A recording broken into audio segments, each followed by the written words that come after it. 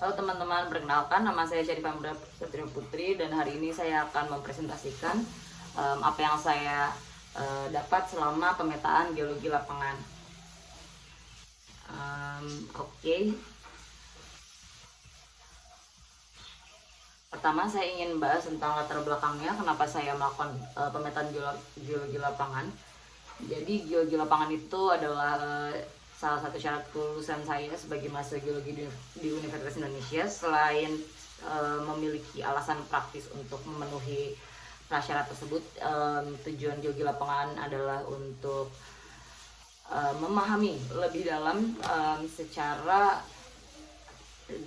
aspek geologi, mulai dari geomorfologi, mulai dari struktur, dan mulai dari litologi mengenai suatu daerah.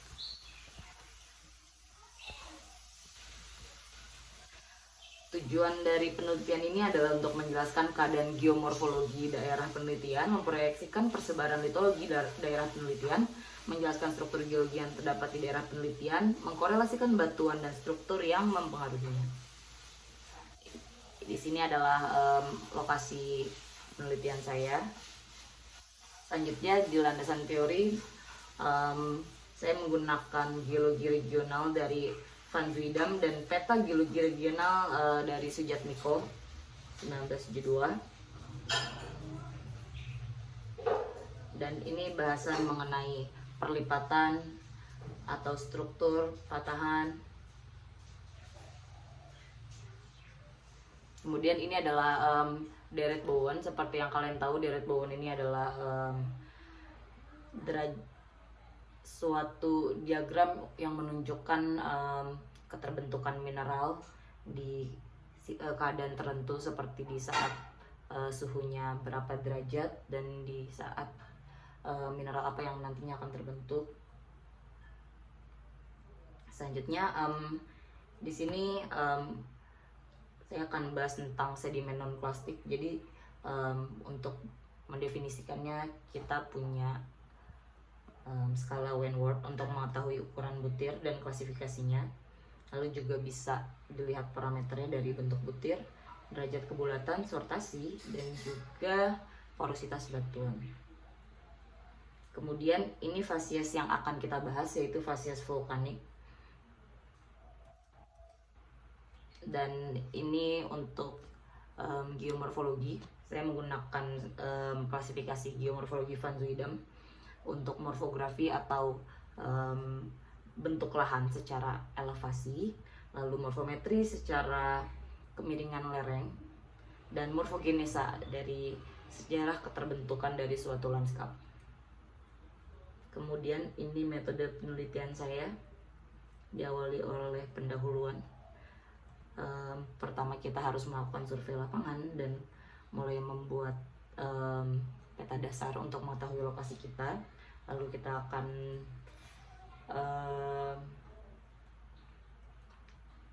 melakukan riset terlebih dahulu lewat jurnal ilmiah dan artikel-artikel yang berkaitan dengan daerah penelitian kita. Lalu kemudian akan sampai di tahap penelitian lapangan. Jadi kita datang ke lapangan dan mengobservasi secara langsung bagaimana keadaan di lapangan secara geologi. Dan yang terakhir mulai melakukan analisis dan penyusunan laporan.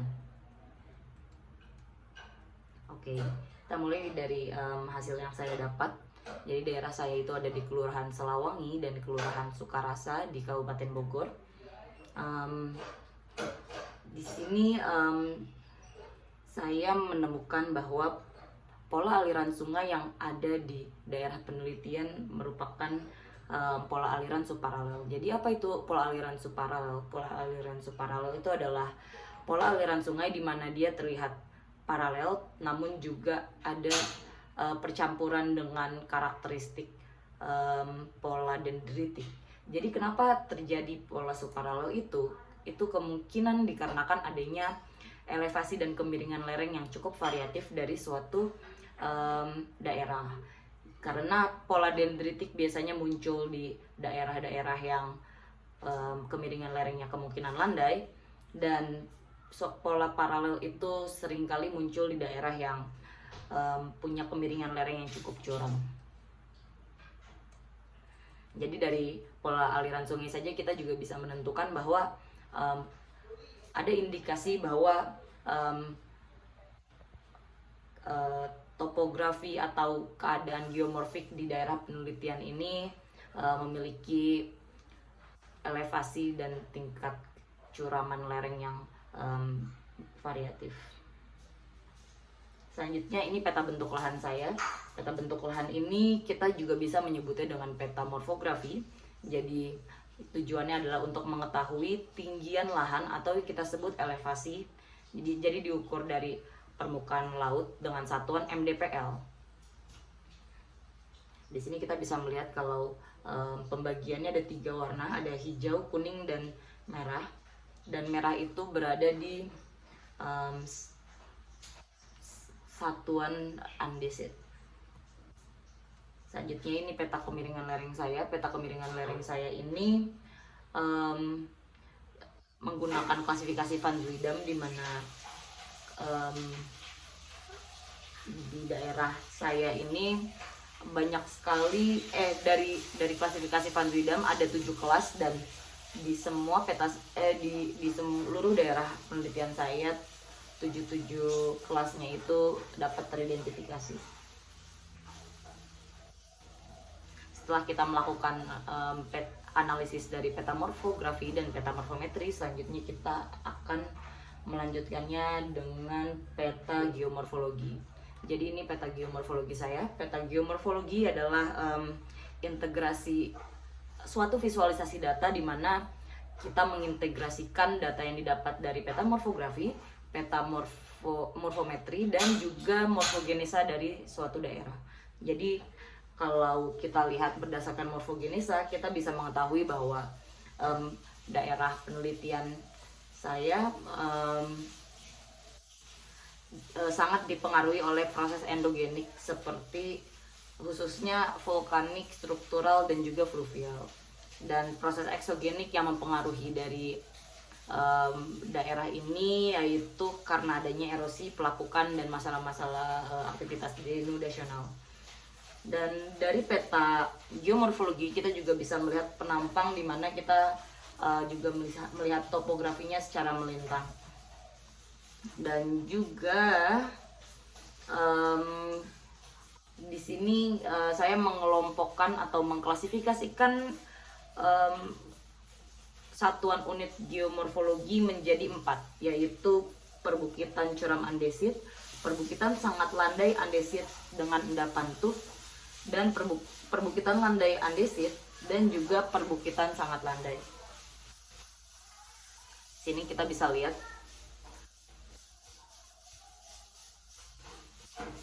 setelah kita melakukan analisis geomorfologi, kita akan melanjutkan ke analisis litologi. Jadi untuk menganalisis litologi dan persebaran litologi dari suatu daerah, metodenya adalah dengan pengambilan sampel dan deskripsi batuan, kemudian membuat peta kerangka. Dan ini peta kerangka yang saya buat. Peta kerangka ini menunjukkan sebaran dari batuan yang sudah saya deskripsikan. Jadi ada 3 litologi yang utama di peta ini. Pertama ada andesit. Andesit itu tersebar di hampir seluruh kawasan peta. Lalu kemudian ada batu lempung dan juga ada batu pasir. Setelah melakukan analisis di peta kerangka, kita lanjut ke peta geologi. Peta geologi ini adalah integrasi data dari semua peta yang tadi telah kita buat, dan juga ditambah juga dengan peta struktur, geologi struktur. Nanti akan kita bahas selanjutnya. Peta geologi ini dibuat dengan tujuan untuk mengetahui perlapisan sebaran litologi dan juga secara kronologi bagaimana sedimen ataupun batuan-batuan ini terbentuk. Jadi kita bisa lihat saya membagi peta geologi saya menjadi 3 satuan unit. Pertama kelompok A atau andesit, lalu ada MDML yaitu batu lempung dan batu pasir, satuan unit batu lempung dan batu pasir. Lalu yang terakhir adalah AT yaitu satuan unit andesit dengan perlapisan tuf. Jadi saya menemukan andesit dengan perlapisan tuf ini di daerah utara, dan ini adalah satuan unit yang paling muda yang terbentuk di zaman tersier. Sementara satuan unit dengan umur tertua itu adalah satuan unit andesit yang muncul di kala Oligosen, dan yang ada di tengah-tengahnya di kala Miosen itu adalah MDML yang merupakan batuan lempung.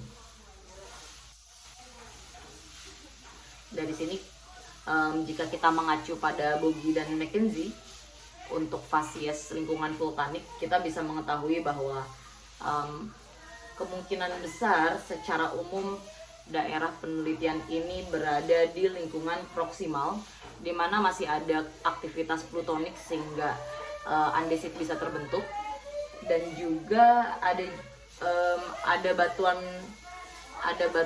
tuf yang juga terendapkan di sana, dan sedikit area distal karena kita menemukan adanya batu pasir dan batu lempung.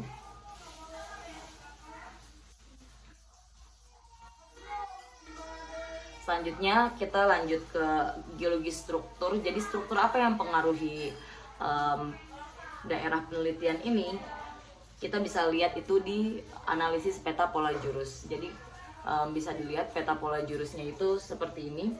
Kita melihat di sini ada struktur tektonik berupa sesar naik. Lalu kemudian di sini juga ada huruf U, garis huruf U ini adalah pola jurus yang saya mungkin indikasikan sebagai perlipatan syncline. Dan untuk penjelasannya jadi seperti ini. Pola jurus saya itu arahnya itu ke timur laut, namun dari perlapisan yang saya dapat dan sudah saya ukur strike dan dipnya, saya menemukan bahwa dipping yang terjadi di utara dan dipping yang terjadi di selatan itu saling bertemu, jadi bentuknya jadi seperti ini. Dan ketika perlapisan memiliki dipping yang mengarah ke pusat yang sama, itu ada kemungkinan besar adanya indikasi perlipatan syncline. Namun saya belum berhasil menemukan perlipatannya, jadi ini hanyalah indikasi karena kita bisa membuka kemungkinan lain seperti mungkin ada deformasi yang lain yang tidak berhasil saya temukan. Lalu kemudian untuk perlipatan